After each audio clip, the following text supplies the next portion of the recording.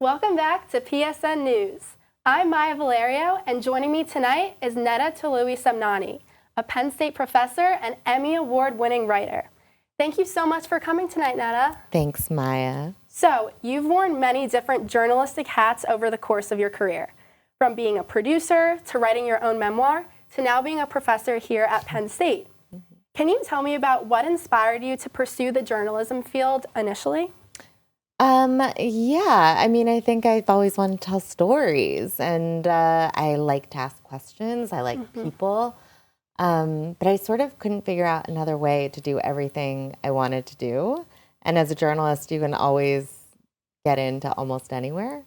And so that was always fun. They sort of seemed like superheroes to me when I was in college, so I was always too nervous to do it when I was in college. But then I was close to 30, and I was like, it's now or never. Awesome. So you completed your undergraduate studies at the University of Maryland and then went on to get your master's in both science and fine arts afterwards. Do you remember what your first job was post-grad?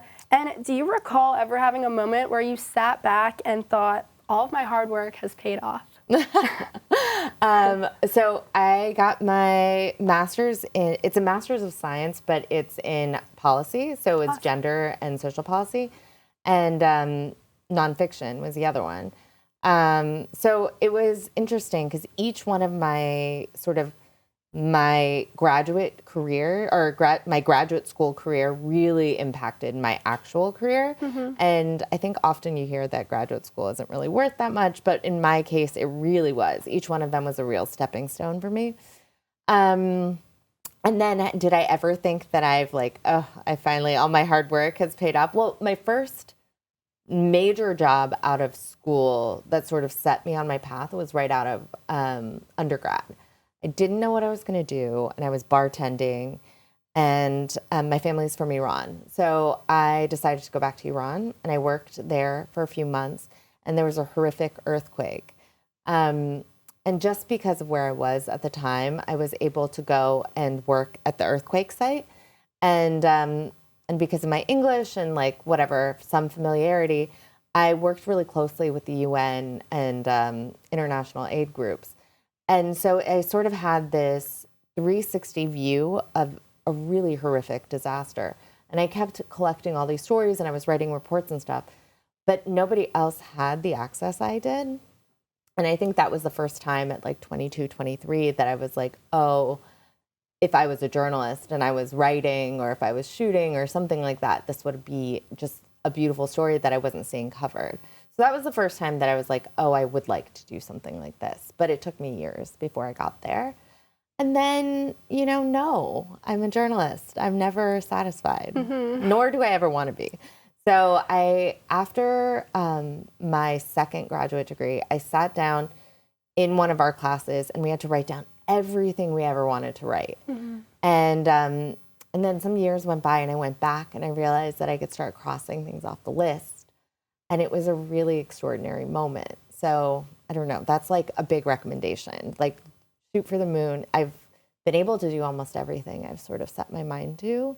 And I don't think it's because I'm anything special. It's just because I'm just so excited and hungry and to do it. Yeah.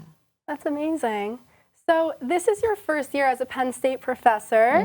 What courses are you teaching this semester? Thank you for asking, Maya. I am teaching TV reporting and podcasting. Awesome. So how are you liking it so far? Teaching? Yes. Or Penn State or both? Everything. Everything? Yeah. I love teaching. It's mostly because I really like my students. I always feel a little bit like I'm letting them down because that's just how I feel as a journalist. As a journalist, if you feel like you are building a beat, you really you start working your sources, or you go to the library, you read up, you go and hang out at the courthouse and get to know all the lawyers, whatever. I covered politics for a long time. You get to know everyone on staff who runs the floor. And I feel like I am sort of at the beginning of building my beat as a professor. But I don't think I'm quite there yet. So it's still at that challenging stage, but I love it so far. That's nice. So you've done a lot of great work with the company Vice as a senior writer and a producer. How did you initially get involved with the company? It was, they needed a writer, and Vice News Tonight. The person who started it really wanted writing to be the key, storytelling really to be the key. So they hired a bunch of print reporters, which is sort of unheard of. Actually, a lot of people from Vice came from like all sorts of other places.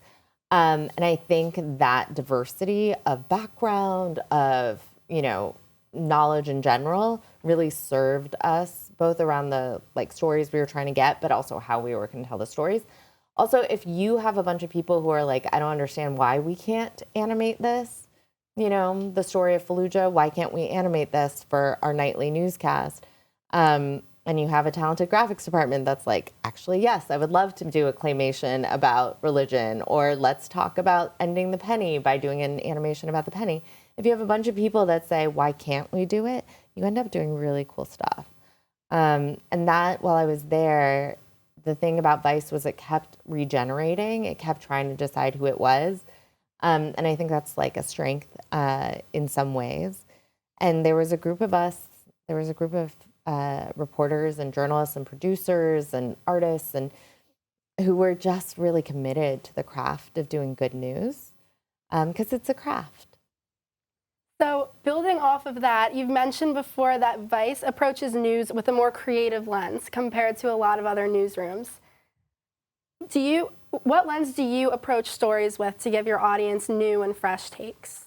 I think it depends on the story. I personally tend to gravitate towards character-driven story. I think you need great character, you need a strong story, and then it's up to me to get to figure out how the audience is going to connect. So for me, it's all about the context of it. How do you put everything in a broader context? Because we are all connected. And that's really the thesis that I approach all of my stories with, which is an empathetic lens. It's an informed lens. It's a lens of curiosity and genuine affection for most of the people that I cover. But I also demand people to be held accountable. And I try to hold myself accountable as well. That's great to hear. Well, Neda, thank you so much for coming in tonight and telling us more about your incredible experiences in journalism. I really appreciate it. Thanks for having me. Of course. Now, stick around because coming up next, Eva and Audrey will have the latest news from across the nation.